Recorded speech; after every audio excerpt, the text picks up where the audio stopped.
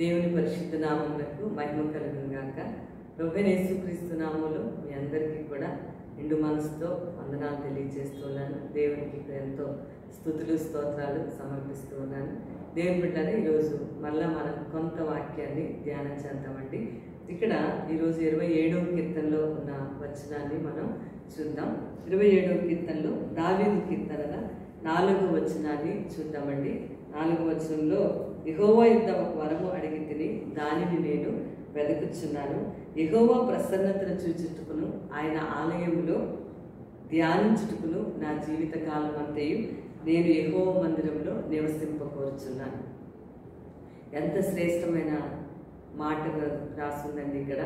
ఏంటి అనంటే, దావీదు మహారాజా అయ్యుండి కూడా మరి ఇశ్రాయేలు దేశాన్ని 40 సంవత్సరాలు పరిపాలన చేసిన అద్భుతమైనటువంటి రాజు కోరిక మరి ఇక్కడ మనం చూస్తూ ఉంటాం. 27వ కీర్తనలో ఆయన కోరికను ఆయన తెలియజేస్తూ ఉన్నారు. ఏంటి అనంటే, ఒక వరం అడుగుతున్నాను, దేవుని ప్రసన్నతను చూడటానికి, ఆయన ఆలయంలో ఆయన ధ్యానించడానికి, నా జీవిత కాలం అంతా యెహోవా మందిరంలో నేను నివాసం చేయాలని కోరుతున్నాను. అంటే దేవుని యొక్క సన్నిధి, గాడ్స్ ప్రెజెన్స్లో ఎప్పుడెప్పుడు అప్పుడప్పుడు కాకుండా జీవిత కాలం అంతా కూడా నివాసం చేయాలని నేను ఎంతో కోరుతున్నానని చెప్పి మరి భక్తుడైనటువంటి దావీదు మహారాజు చెప్పిన అద్భుతమైన మాటలు ఈరోజు మనం చదువుకుందాం. దేవాలయంలో నివసించడానికి అంటే దేవుని సన్నిధిలో ఉండటానికి ఎందుకు అనే కారణాన్ని ఆయన చెప్తూ ఉన్నారండి. ఎందుకంటే జీవితకాలం అంతా కూడా ఆయన ప్రసన్నతను చూడటం కోసం, ఆయన ఆలయంలో ఆయనను గురించి ఇంకా ఇంకా ఇంకా తెలుసుకోవడం కోసం ఆయన సన్నిధిలో ఉండాలి అని ఆశపడుతున్నానన్నారు. ఈరోజు మన జీవితాల్లో కూడా దైవ సన్నిధి, దేవుడు ఉన్న స్థలం, దేవుని బిడ్డలారా, మరి దైవ సన్నిధిని మనం కలిగి ఉండాలి. మన జీవితంలో అనుదినము కూడా దేవుని యొక్క సన్నిధిని మనం కలిగి ఉండాలి అనే విషయాన్ని ఈ వాక్యం మనకి జ్ఞాపకం చేస్తుంది. అందుకే మోషే మరి ఐగుప్తులో నుంచి కనానికి ప్రయాణం అయి వచ్చేటప్పుడు ఆయన ఎంత చక్కగా అడిగారండి. అక్కడ చెప్తూ ఉన్నారు, మరి నీ సన్నిధి మాతో రాని ఎడల మేము ఇక్కడి నుంచి వెళ్ళము అని చెప్పారు. మోషే దేవుడితో మాట్లాడుతూ, దేవా, మరి ఐగుప్తు దేశంలో నుంచి కనాను దేశానికి మమ్మల్ని వెళ్ళమంటున్నావు, ఈ యాత్రలో నీ సన్నిధి మాకు తోడుగా ఉంచు అని చెప్పి ఆయన అడిగారు. దేవుని బిడ్డలారా, ఇప్పుడు మనం కూడా ఐగుప్తు అనే ఈ దేశంలో మనం ఉన్నాం. మనం పరమకణానికి ప్రయాణం చేస్తా ఉన్నాం. ఈ యాత్రలో తప్పనిసరిగా దేవుడు మనకి ఎంతో కావాలండి. దేవుని సన్నిధి మనకి ఎప్పుడు తోడుగా ఉండాలి అనే విషయాన్ని నేను మీకు జ్ఞాపకం చేస్తున్నాను. దైవ సన్నిధి మనకి తోడుగా ఉండాలి. అప్పుడు దేవుడు కూడా మరి తప్పనిసరిగా నా సన్నిధి తోడుగా ఉంచుతానని చెప్పారు. అంతేకాదు, నా మంచితనం అంతా కూడా నేను మీకు తెలియజేస్తానని. ఈ అరణ్యపు యాత్రలో తన ప్రియుని మీద ఆనుకొని వచ్చినది ఎవరు అని రాస్తుంది పరమగీత గ్రంథంలో. అంటే మన ప్రియుడైనటువంటి ప్రభు మీద ఆనుకొని మనం ఈ అరణ్యపు యాత్రలో మనం ముందుకి ప్రయాణం చేయాలండి. దేవుని సన్నిధి లేకపోతే ఎప్పుడైనా సరే మన జీవితాల్లో మనం గృహాల్లో ఉన్నప్పుడు, మనం పనులు చేసుకునేటప్పుడు కానీ, లేకపోతే ఉద్యోగం చేసే స్థలాల్లో కానీ, లేదంటే మనం బయటికి వెళ్తున్నప్పుడైనా, లోపలికి వచ్చినప్పుడైనా, ఎక్కడ ఉన్నా ఎప్పుడూ కూడా దేవుని సన్నిధి అనేది చాలా చాలా మనం ఎప్పుడు కోరుకోవాల్సింది. ఎప్పుడు దేవుని సన్నిధిని మనం కోరుకోవాలి. చాలాసార్లు దేవుని సన్నిధిని మరి కోరుకోకుండా ఎంతోమంది దూరం వెళ్ళిపోతా ఉన్నారు. ఈ మధ్యన ఒక సహోదరి ఒక ప్రశ్న వేశారు నన్నండి. ఏంటంటే, కరోనా కాలం గురించి మాట్లాడుతూ ఉన్నప్పుడు ఆమె నన్ను ఒక ప్రశ్న అడిగారు. ఇప్పుడు కరోనా వచ్చింది కదా అండి, మరి ఇప్పుడు ఇంటికి ఒకరు వస్తే సరిపోతుందా ప్రార్థనకి అని చెప్పి. అంటే ఉద్దేశం ఏంటంటే, దేవుని సన్నిధి అనేది అంటే ప్రజల హృదయాల్లో ఎలాంటి ఆలోచన విధానాన్ని వాళ్ళు కలిగి ఉంటున్నారు అని నాకు ఎంతో ఆశ్చర్యం వేసింది. మనము దేవుని సన్నిధిని కలిగి ఉండాలి. ఎప్పుడూ కూడా ప్రభు సన్నిధి లేకపోతే కనుక అది వ్యక్తిగత జీవితమైన, కుటుంబమైన, ఉద్యోగమైన, వ్యాపారమైన, అది ఏదైనా సరే, కాలేజ్ అయినా, స్కూల్ అయినా, ఎప్పుడు కూడా దేవుని సన్నిధిని కలిగి ఉండాలి అనే విషయాన్ని ఆశ, ఆకాంక్ష మన హృదయాల్లో బలంగా తీవ్రంగా ఉండాలి అని చెప్పి ఈరోజు ఈ మాటలు దేవుని సన్నిధి గురించిన ఆసక్తి, ప్రభు పాదాల దగ్గర గడపాలి అనే ఆశ ఉండాలి అనే విషయాన్ని నేను మీకు ఈరోజు జ్ఞాపకం చేస్తున్నాను. 42వ కీర్తనలో మరి కోరహు కుమారులు ఎంత మాట్లాడుతున్నారు చూడండి. దుప్పి నీటి వాగుల కొరకు వాళ్ళకి ఎంత ఆశ ఉందండి. ఈరోజు మనకెంత ఆశ ఉంది. దేవుని సన్నిధి అంటే ఎప్పుడు తప్పించుకుందామా అనుకున్నట్లుగా కనిపిస్తూ ఉంటారు కొంతమందిని చూస్తూ ఉంటే. ఇక్కడ ఏం రాసింది? దుప్పి నీటి వాగుల కొరకు ఆశపడినట్టుగా దేవా నీ కొరకు నా ప్రాణము ఆశపడతా ఉందని. అంతేకాదు కింద మాటల్లో దేవుని సన్నిధికి నేను ఎప్పుడు వచ్చేదను, ఆయన సన్నిధిని నేను ఎప్పుడు కనబడదను అని రాస్తుంది. అంటే వాళ్ళకి ఎంత ఆశ ఆకాంక్ష, దుప్పి నీటి వాగుల కొరకు ఆశపడినట్లుగా దేవా నీ కోసం నా ప్రాణం ఎంతో ఆశపడతా ఉంది అని చెప్తూ మరి ఎప్పుడు నేను దేవుని సన్నిధికి వచ్చేదను, ప్రభా నేను ఎప్పుడు దేవుని సన్నిధికి వెళ్తాను. కోరహు కుమారులు రాసిన ఈ అద్భుతమైన కీర్తనలో ఎప్పుడు నీ సన్నిధికి మేము వెళ్తాం ప్రభా, ఎప్పుడు నీ సన్నిధిలో మేము మరలా నేను ధ్యానిస్తాం, నీ పాదాల దగ్గరికి వెళ్ళి ఎప్పుడు నేను మిమ్మల్ని స్తుతిస్తాను, కృతజ్ఞత తెలియజేస్తాం అని చెప్పి ఎంతో ఆశ, ఎంతో నీ సన్నిధి నేను ఎప్పుడు వచ్చేదనని వాళ్ళు ఎంతో ఆశతో కనిపెట్టి ఆశపడుతున్నారు అనే విషయాన్ని ఈరోజు నేను మీకు జ్ఞాపకం చేస్తున్నాను. మన జీవితాల్లో ఎప్పుడు కూడా దేవుని సన్నిధి, అది దేవుడు ఉన్న స్థలం, అది వ్యక్తిగతంగానైనా కుటుంబముగా అయి ఉండొచ్చండి, లేదంటే మన దేవాలయంలోకి వచ్చి అది ప్రత్యేకించబడిన స్థలం కాబట్టి మనం ఎక్కడైనా ప్రభునితో సహవాసంలో ఉండొచ్చు. అయితే దేవుడు ఒక ప్రత్యేకంగా మరి తన యొక్క స్థలాన్ని ఆయన నిర్ణయించారు కాబట్టి అది దాని గురించినటువంటి ఆలోచన అయినా సరే ఎప్పుడు కూడా దేవుడు మనకి తోడుగా ఉండాలి, దేవుని సన్నిధి ఎప్పుడు మనకు ఉండాలి అనే ఆశ ఆకాంక్ష మనకు ఉండాలి. మోషే లాంటి ఆయన కూడా దేవా నీ సన్నిధి మాతో రాకపోతే ఇక్కడి నుంచి మేము వెళ్ళం దేవా, మేము ఇక్కడనే ఉంటాము అన్నారు. అంటే ఎంత తీవ్రత ఉంది. ఆయన లేకుండా మనం ఎక్కడికి కూడా బయటికి వెళ్ళలేము, ఆయన లేకుండా మనం ఏ పనిలో కూడా విజయాన్ని సాధించలేము, ఆయన మనతో లేకుండా దేవుని బిడ్డలారా మన జీవితంలో ఏ ఆశీర్వాదాన్ని కూడా మనం పొందుకోలేమండి. అందుకే మన ఆశ ఆకాంక్ష ఎప్పుడు దేవుడై ఉండాలి, దేవుని సన్నిధై ఉండాలి. అది కాకుండా ఇంకా చాలాసార్లు మరి పేరు ప్రతిష్టలు సంపాదించడానికి, ధనం సంపాదించడం కొరకు, అంటే దేవుని సన్నిధికి వచ్చే విషయం కంటే కూడా మరి ఉద్యోగం కొరకు, లేకపోతే కాలేజెస్, లేకపోతే ఇంకా వ్యాపారం నిమిత్తమే, లేకపోతే ఏమైనా పేరు ప్రతిష్టల కోసం, లేకపోతే ఆ ఇతర కార్యక్రమాల కొరకు తీసుకునే శ్రద్ధ కంటే కూడా ఎక్కువగా దేవుని బిడ్డలారా నిజంగా మన ప్రభు, ఈ సృష్టికర్త మనల్ని చేసిన మన తండ్రి యొక్క పాదాల దగ్గర గడపడం ఎంతో శ్రేష్టమైన విషయము అని నేను మీకు ప్రేమతో తెలియజేస్తా ఉన్నాను. దేవుని సన్నిధికి వచ్చే అవకాశం ఉన్నప్పుడు కూడా కొంతమంది వాళ్ళ జీవితాల అవకాశాన్ని కోల్పోయారు.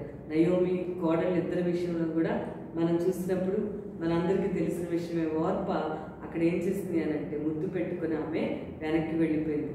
దేవుని బిడ్డలారా ఆమెకు బెత్లెహేముకు వచ్చే అవకాశం వచ్చిందండి ఆ రోజు. అంటే రొట్టెల ఇల్లు అంటే దేవుని యొక్క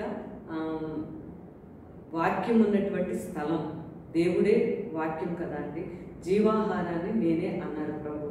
ఆ అవకాశం ఆమెకు వచ్చిందండి. ఆ అవకాశాన్ని ఆమె కోల్పోయింది. వద్దు అనుకొని మరి అంటే ఎప్పుడు చెప్తుందా ఆమె వెళ్ళిపోమని అంటదా అన్నట్టుగా ఉందన్నమాట అక్కడ చదివి.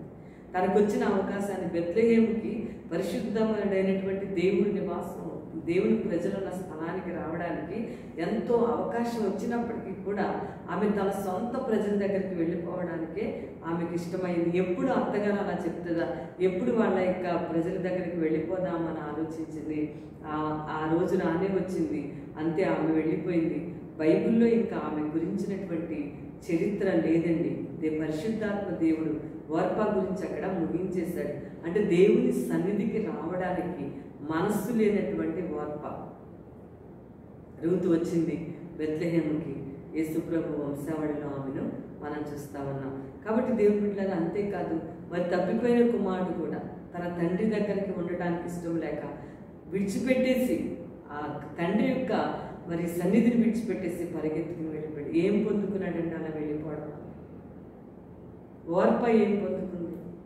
ముగింపు పొందుకుంది. అడ్రస్ ఇంకా లేదు ఆమె అడ్రస్ బైబిల్లో. మరి ఇంక తప్పిపోయిన కుమారుడు ఇంకా ఏం పొందుకున్నాడండి? విడిచిపెట్టి దేవుని, తన తండ్రిని విడిచిపెట్టి, ఆ పరలోకపు తండ్రిని విడిచిపెట్టి పారిపోవడం వలన ఎంత భయంకరమైన పరిస్థితులు ఎదుర్కోవాల్సి వచ్చింది. ఈరోజు ఆలోచించండి. దేవుని సన్నిధిని సాకులతో, ఆయా కారణాలతో మనం విడిచిపెట్టకూడదు. బైబిల్లో మనం గమనించినట్లయితే ప్రభు సన్నిధిలో ఎన్నో శ్రేష్టమైనటువంటి దీవెనలు, ఎన్నో శ్రేష్టమైనటువంటి ఆశీర్వాదాలు బైబిల్లో మనం చూస్తా ఉన్నాం. వచ్చిన ఆ దైవ సన్నిధి యొక్క అవకాశాన్ని కోల్పోయిన వాళ్ళ ముగింపు ఘోరంగా ముగిసిపోయింది. అలా కాకుండా ప్రభు సన్నిధిలో మనం ఉన్నట్లయితే ఎన్నో గొప్ప దీవెనలు పొందుకోవచ్చు. నెంబర్ 1 ఫస్ట్ ఏం దీవెన ఉంటుంది అని చెప్తున్నానంటే పాప క్షమాపణ కలుగుతుంది. ఎప్పుడైతే యేసు ప్రభు మీద విశ్వాసం వచ్చావో దేవుడిలాగా మరి దేవుని మాటలు విన్నాము. అపోస్తుల కార్యాలను మనం చదువుతాం కదండి.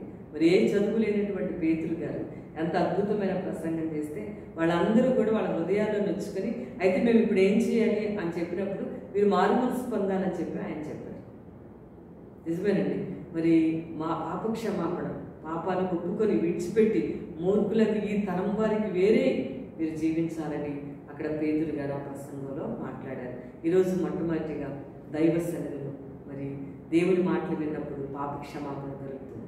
చాలామందిని ఎవరైనా దేవుని దగ్గరికి రండి, లేకపోతే ప్రేయర్కి రండి, ఎవరైనా ఆహ్వానించామనుకోండి, ప్రభుని ఎరగని వారిని, ఎరిగిన వారినైనా వాళ్ళు ఏం చెప్తారంటే దేవుని సన్నిధికి రండి అని అంటే, లేదండి మేము ఇంకా చాలా మారాలి, మేమంతా మారిన తర్వాత అప్పుడు వస్తామండి అని అంటారు. మారిన తర్వాత రావడం కదండి. మనం ఆయన పాదాల దగ్గరికి వస్తే మన హృదయం అంతా కూడా రోజు రోజుకి మార్పు చెందుతూనే ఉంటుంది. ఒక్కరోజే ఇప్పుడు చర్చికి బైబిల్ పట్టుకొని వెళ్తూ ఉంటే వీళ్ళందరూ పరిశుద్ధులు అని అర్థం అని కాదండి.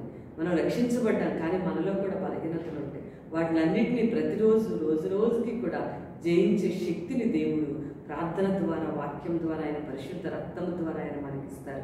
అందుకని ముందుగా యేసుక్రీస్తు మరి ప్రభువుని మనం ప్రభువుగా అంగీకరించినట్లయితే మనకి మొట్టమొదటిగా వచ్చే గొప్ప ఆశీర్వాదం పాప క్షమాపణ. మన జన్మతః మన క్రియల ద్వారా చేసిన ప్రతి పాపాన్ని క్షమించి, వాక్యంలో రాస్తుంది తూర్పుకు పడమటికి ఎంత దూరమో దేవుడు మన అతిక్రమాలను అంత దూరపరిచాడని మనం పదే గుర్తు చేసుకుంటాం. కానీ ఆయనైతే మనల్ని జ్ఞాపకం చేసి మనం చేసిన అతిక్రమాలు, దోషాలు చూడండి. మనుషులు నువ్వు అప్పుడు అలా చేస్తావు, ఇప్పుడు ఇలా చేస్తావు అన్న మాటలు ఎన్నిసార్లు వింటాం. దేవుడు అలా తనకు గుర్తొచ్చినప్పుడల్లా మనం పట్టుకునే కనుక అంటే మనం ఇక్కడ ఎవరు ఉండబండి, ఆయన మళ్ళా ఆయన జ్ఞాపకము చేసుకోండి. పాప క్షమాపణ చాలా శ్రేష్టమైనది. రక్షించబడి యేసుక్రీస్తు మన హృదయంలో విశ్వాసం ఉంచినట్లయితే, ఆయనను మనం దేవునిగా అంగీకరించినట్లయితే ఈ భూమి మీద ఎంతో శ్రేష్టమైన సంతోషకరమైన జీవితాన్ని గడపచ్చు. ఆ రోజు నుంచి అప్పుడు పుట్టామన్నమాట. ఆ రోజు నుంచి మనం పెరుగుతూ ఉంటాం, ఆత్మలోనూ శరీరంలో కూడా వర్తిల్లుతూ ఉంటాం, శరీర విషయాల్లో కూడా. అది పాప క్షమాపణ. మన యొక్క పాపాలను ఒప్పుకొని విడిచిపెడతాం. దేవుని వాక్యాన్ని విన్నప్పుడు మరి ఎజ్రా గ్రంథంలో మనం చదివితే వాళ్ళు రొమ్ము కొట్టుకోవచ్చు. వాళ్ళు వాక్యం తెలిసిన వారు అయినప్పటికీ కూడా వాళ్ళు ఎంతో పశ్చాత్తాపడ్డారు. అపోస్తల కార్యాలు పశ్చాత్తాపడ్డారు. పాపక్షమాపణ కలుగుతుందని ప్రభు దగ్గరకు వచ్చినట్లయితే ఎన్నో అద్భుతమైన మాటలు పరిశుద్ధ గ్రంథంలో బ్రతికించే మాటలు రాస్తున్నాయి. కాబట్టి దేవుని సన్నిధిలో మనకి కలిగే గొప్ప దీవెన ఏంటంటే పాపక్షమాపణ. రోజుకి కూడా పరిశుద్ధత. మనకు ఆశ ఉన్నట్లయితే దేవుడు మనల్ని పరిశుద్ధులుగా ప్రతిరోజు కూడా, ఒక్కరోజునే పరిశుద్ధులుగా అలా మారిపోయాడు, పరిశుద్ధులుగా మారిపోతాం. రెండవదిగా మరి మనకు కలిగేది ఏంటంటే దేవుడు స్వస్థతను కలుగజేస్తాడు. స్వస్థత అన్నప్పుడు మరి రోగానికి స్వస్థత అని మనం తెలుసుకోవచ్చు. ఇంకొక విషయం ఏంటంటే ఆత్మకు కూడా స్వస్థత కలుగుతుంది. ఈ ఆత్మలో ఎప్పుడూ కూడా శరీర సంబంధమైనటువంటి విషయాలు, కోపము, అసూయ, ద్వేషము రాస్తున్నాయి కదండి గలతీలకు రాసిన పత్రికలో. ఈ ఆత్మలో ఇవన్నీ కూడా ఉంటాయి. మార్క్స్ వార్త 7వ అధ్యాయంలో రాసిన మాటలు ఏంటంటే అవి హృదయంలో నుంచే బయటకు వస్తాయటండి. బయట నుంచి లోపలికి వచ్చి నేర్చుకునేవి కాదు, ఆల్రెడీ హృదయంలో ఉన్నాయట అవన్నీ. ఆ హృదయంలో ఉన్నవన్నీ కూడా బయటకు వస్తాయని చెప్పి వాక్యంలో రాస్తుంది. అందుకే ఎలీషా కాలంలో అక్కడ బాగా కరువు వచ్చినప్పుడు ఆ పిండి ఆ కుండలో వేశారు. ఎప్పుడైతే కుండలో వేశారో మొత్తం ఆ విషతుల్యమైనంతా మంచిగా మారిపోయింది. ఈరోజు మన ఆత్మకు స్వస్థత కావాలండి, మనశ్శాంతిగా బ్రతకాలి మనం ఈ లోకంలో. యేసయ్య ఆత్మకు స్వస్థత ఇవ్వగలడు, శాంతిని సమాధానాన్ని ఆయన ఇవ్వగలడు. నా శాంతిని మీకు అనుగ్రహిస్తున్నాను, లోకం ఇచ్చినట్లుగా నేను మీకు ఇవ్వట్లేదా. కేవలం శరీర సంబంధమైనటువంటి రోగాలు తగ్గటం కొరకని అనుకోకండి. ఇప్పుడు వ్యాధి కలుగుతుంది అనుకోండి, మనం ప్రార్థన చేసుకుంటాం, దేవుడు స్వస్థపరుస్తాడు, మళ్ళీ రోగం రాకుండా ఉండదు. అలాగని చెప్పి ఈ భూమి మీద ఇలాగే బ్రతకం కదా. దేవుడు పిలిచినప్పుడు ఏదో కారణం చేత వెళ్ళిపోతాం. మన సమయం వచ్చినప్పుడు స్వస్థత అనేది ఆత్మకి స్వస్థత కలుగుతుంది. మన హృదయంలో పరిపూర్ణమైన సంతోషం, సమాధానం, ప్రభువులు ఆనందించే ఆనందం కలుగుతూ ఉంటుంది. ఆ దేవునికి ఇష్టం లేనివన్నీ ఒకటి బయటికి వెళ్ళిపోతూ ఉంటాయి. కాబట్టి దేవుడు మరి ఆత్మకు స్వస్థత ఇస్తారు, శరీరానికి కూడా స్వస్థత ఇస్తారు. 18 సంవత్సరాల నుంచి నడుముంగిపోయిన స్త్రీ అలా సమాజ మందిరానికి వెళ్తూనే ఉందని వాక్యం రాస్తుంది కదండి. మరి ఆమె అట్లా వెళ్తూనే ఉంది. ఎంతమంది చేత ఎన్ని మాటలు అనిపించుకుని ఉంటుందో అనుకుంటున్నాను నేను. ఏం చేశాడు యేసుప్రభు నీకు? ఇలా అంటారు కదా, యేసుప్రభు నమ్ముకున్నావు కదా, దేవుడు నీకేం చేశాడు, మళ్ళీ నీకు అన్ని కష్టాలే కదా. కష్టాలు లేవు, ఉండవు అని యేసుప్రభు చెప్పలేదండి. వాటిలన్నిటి నుంచి విడిపించి భూమి మీద మనశ్శాంతిగా బ్రతికే జీవితాన్ని ఇస్తాడు, చనిపోతే పరలోకానికి తీసుకెళ్తారని చెప్పారండి. అలాంటి ఆమె కూడా దేవుని సమాజ మందిరానికి వెళ్తా ఉంది. ఆమెకు ఒక టైం ఉందండి. ఆ టైం వచ్చింది, ప్రభు అక్కడికి వచ్చి అంతమందిలో ఆమెను పిలిచినప్పుడు ఆమె గబగబా లేచి వెళ్ళింది. ఆమెకు ఆయన స్వస్థత అనుగ్రహించారు, స్ట్రైట్గా నిలబడి వెళ్ళిపోయింది. ఈరోజు మన జీవితాల్లో శరీర సంబంధమైన స్వస్థత అయినా, ఆత్మ సంబంధమైన స్వస్థత అయినా దైవ సన్నిధిలో దేవుని పాదాల దగ్గర మనకు దొరుకుతాయండి. నాకు ఇంకా ఈ వ్యాధి ఉంది, ఇన్ని సంవత్సరాలు నేను ఇంకెంత బాధపడాలి అని బాధపడాల్సిన అవసరం లేదు. మన సమయం రాగానే దేవుడు తప్పక గొప్ప కార్యాన్ని ఆయన మనకి చేస్తారు. నేను స్వస్థపరిచే యెహోవాని నేనే అని వాక్యంలో రాసు. కాబట్టి ఆత్మకి స్వస్థత కలుగుతుంది, శరీరానికి ఏ వ్యాధి ఉన్నా దేవుడు స్వస్థపరుస్తాడు. ఆయన చేయలేని కార్యం అంటూ ఏది కూడా లేదు. మరొక గొప్ప దీవెన ఏంటంటే 16వ కీర్తనలో రాస్తుంది, నీ సన్నిధిలో సంపూర్ణ సంతోషం కలదు, నీ సన్నిధిలో నిత్యము సుఖములు కలవు అని రాసు. భూమి మీద అసంపూర్ణమైన సంతోషం. చాలామంది ఏదైనా సెలబ్రేషన్ అంటే ఏదైనా సంతోషంగా ఉండాలి అని దాన్ని ప్లాన్ వేసుకుంటూ ఉంటారు. అంటే ఎక్కడికన్నా వెళ్తే సంతోషంగా ఉంటుంది, ఏదైనా అంటే కొంతమంది సినిమాలు చూస్తే సంతోషంగా ఉంటుంది, ఇలా అనుకుంటూ ఉంటారు. కానీ దేవుని సన్నిధిలో సంపూర్ణ సంతోషము, నిత్యము సుఖములు ఉన్నాయని దేవుని వాక్యంలో రాయబడి. ఆయన పాదాల దగ్గర గడిపితే మన సమయాన్ని దేవుడు సంపూర్ణమైన సంతోషాన్ని, నిత్యము సుఖంగా ఉండటాన్ని దేవుడు మనకి సహాయం చేస్తాడు. ఇంకా 36వ కీర్తనలో ఏం రాస్తుందంటే, దేవుడు ఆనందాన్ని ఇస్తాడు, సంతృప్తినిస్తాడని వాక్యంలో రాస్తుంది. ఆనందంగా ఉండటం. పౌలు గారు ఫిలిప్పీ సంఘానికి రాస్తూ ఆనందించండి, మరలా చెప్తున్నారు ఆనందంగా ఉండండి. ఈరోజు ఎందుకు మానవులు సంతోషాన్ని కోల్పోతూ ఉన్నారు? గల కారణాలు ఏంటి ఆలోచించారు. ఎవరిని చూసినా, ప్రభు నమ్మిన వారైనా నమ్మకపోయినా ఎంతోమంది జీవితాల్లో సంతోషం, ఆనందం లేదు. కారణం ఏంటంటే, మరి యేసు ప్రభు ఉపమానం చెప్పినటువంటి ఆ విత్తనం ఉపమానంలో ఆయన చెప్పిన మాటలు లూకా సువార్త 8వ అధ్యాయంలో రాస్తున్నాయండి. అక్కడ ఐహిక విచారాలు, ధనమోసం, pleasures of life and responsibilities అంటే వర్రీస్ అన్నమాట. భూమి మీద మనల్ని సంతోషం లేకుండా చేసేవి ఏంటంటే దిగులు, చింత. దిగులుగా ఉండడం, చింతగా ఉండడం, ఇవి మనల్ని అణగదొరికేస్తూ ఉంటాయి అన్నమాట. వీళ్ళు వాక్యం వింటారు, విశ్వాసం ఉంటారు, ప్రభు సన్నిధికి వస్తారు, కానీ దిగులు ఎక్కువగా ఉంటుంది, చింతపడిపోతూ ఉంటారు. ఇంకా ఏంటంటే బాధ్యతల పేరు చేత దేవుని సన్నిధికి దూరం అయిపోవడం చేత అణగదొరికి వేయబడిపోతూ ఉంటారు.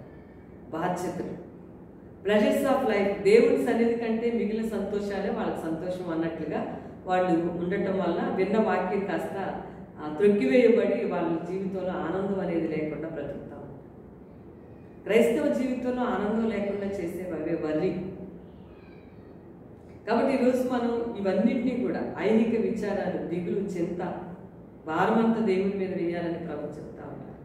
యేసు ప్రభు సన్నిధిలో ఆనందం ఉందండి, మరలా చెప్తున్నారు, సంతోషంగా ఉండండి అన్నారు. ఈరోజు ఆయనేమో రోమా జైల్లో ఉన్నప్పుడు చెప్పారు ఆ మాటలు. మనం ఏ జైల్లో లేకపోయినా సరే మనం మాత్రం చాలా ప్రతిదానికి కూడా చాలా తప్పుపడిపోతూ ఉంటాం. కాబట్టి మనం ప్రభువులో సంతోషంగా ఉండాలి. ఏ కార్యమైన జీవితాంతం సంతోషంగా ఉంచలేదండి. ఉద్యోగం వచ్చిందా ఎంతకాలం సంతోషంగా ఉంటారు? ప్రభువులో సంతోషంగా ఉంటుంది, అన్నిటన్నిటికీ సంతోషంగా పడుతుంది. ఇంకా ఆయన సంతృప్తి ఇస్తారని వాక్యంలో రాసు. చాలా మందికి తృప్తి ఉండదండి. అందుకని బైబిల్లో సామెతల్లో సొలొమోను మహారాజు అద్భుతంగా రాశారు.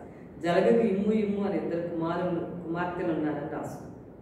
అంటే ఎంత ఇచ్చినా దేవుడిని, దేవా ఇంకా నువ్వు నాకు అది చేయలేదు ఇది చేయలేదు. ఎప్పుడైనా మనం దేవుడిని అడిగేటప్పుడు ప్రభా ఇది చేసావు నీకు వందనాలు, ఇంకా నాకు ఇది చెయ్యి అని అడగాలి. కుమార్తెలు ఉన్నారని రాస్తుంది, కానీ కుమారులు కూడా ఉంటారండి ఇంకా కొంతమంది. అంటే తృప్తి ఉంటుంది అంతకీ కూడా.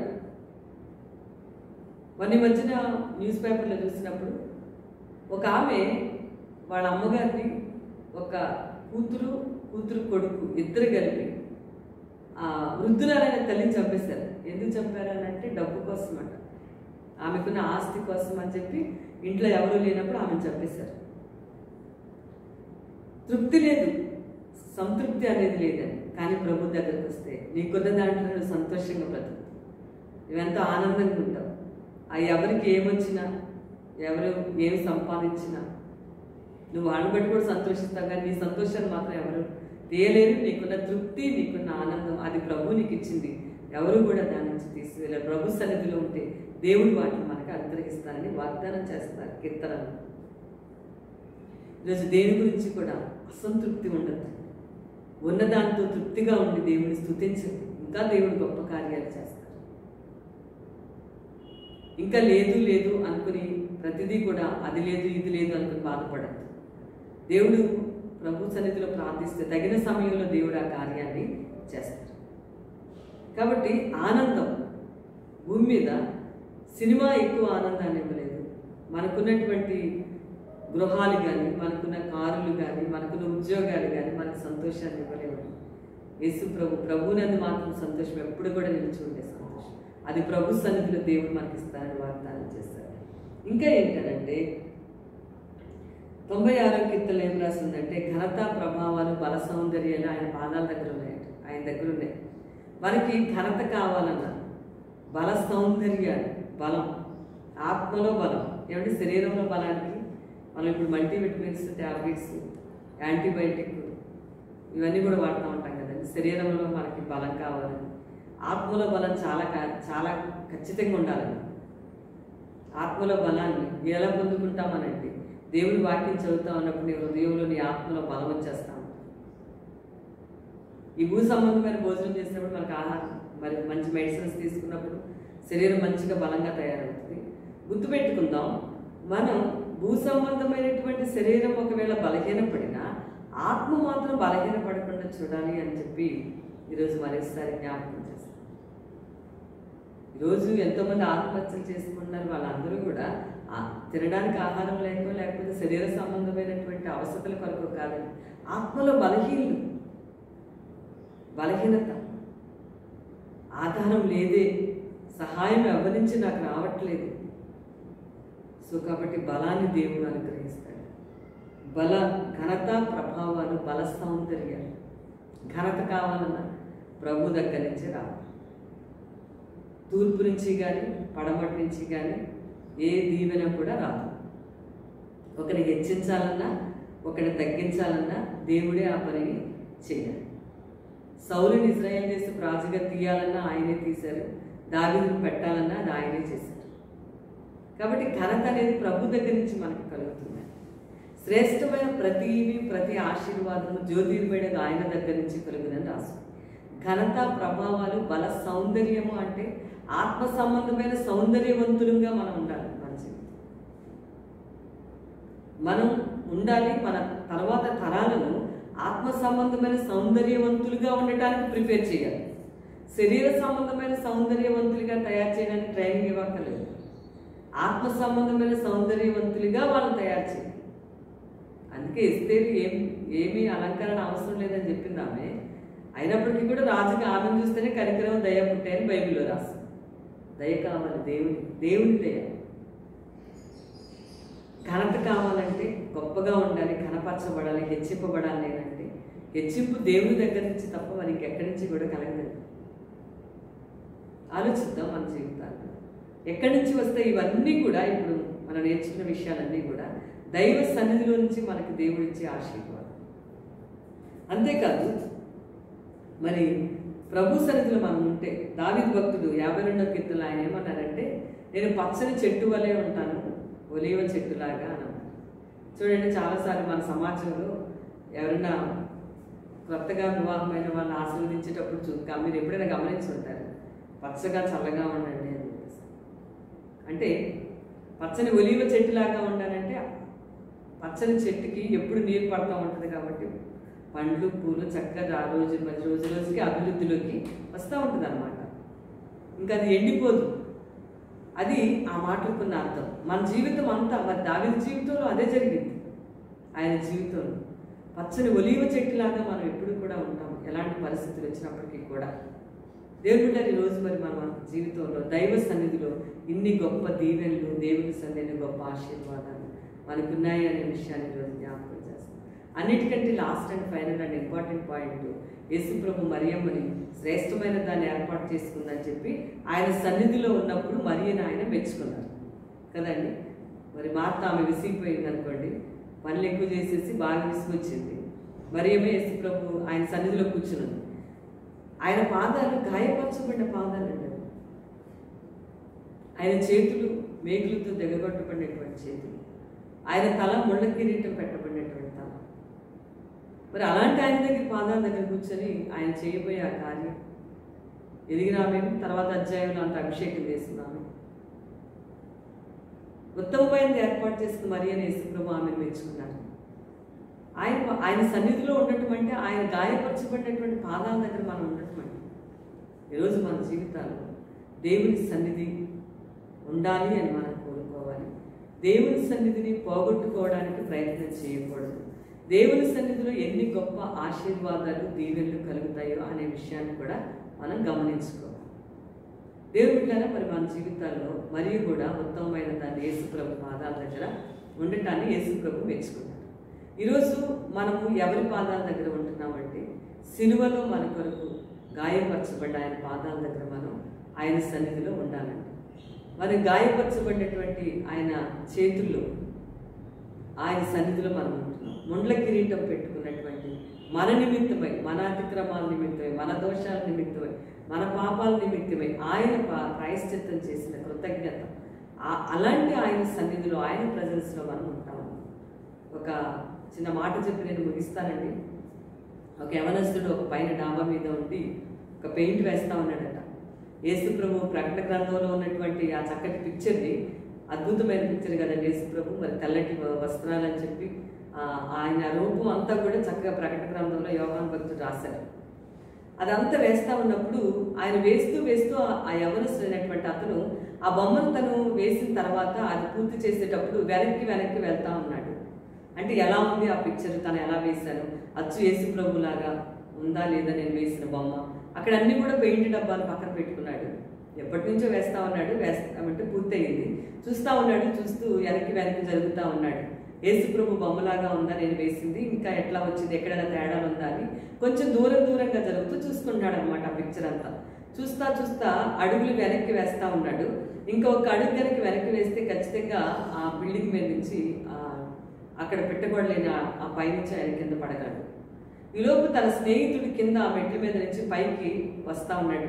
డాబా మీదకి చూశాడు. ఒక్క అడుగు పడితే చాలు అతను ఖచ్చితంగా వెనక్కి పడటం, కింద పడిపోవడం ఖాయం.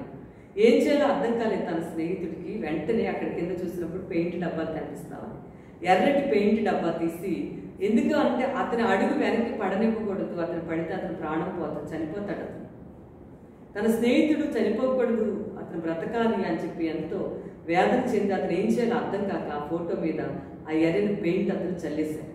వెంటనే కాలు ముందుకు వేశాడు తన స్నేహితుడు. గబగబా తన దగ్గరకు వచ్చి, ఇలాంటి పని ఎందుకు చేశాను, ఏమైంది నీకు అని అంటే, అప్పుడు తన స్నేహితుడు చెప్పాడు, చూడు ఇంకొక అడుగు కనుక నువ్వు వెనక్కి వేస్తే నువ్వు కింద పడి చనిపోయేవాడివి. మరి ఈ పెయింట్ వేయడం వల్ల ఏం జరిగింది అని చెప్పి నువ్వు కాలు ముందుకు వేస్తావు, వెనక్కి వేయాల్సింది, అందుకే నువ్వు బ్రతుకున్నావు. యేసుప్రభు కూడా దేవుని బిడ్డల మనందరి యొక్క మరి ఆయన శిలువయాగం చేసి ఆయన రక్తాన్ని చిందించి మన కొరకు ఆయన ప్రాణాన్ని అర్పించారు.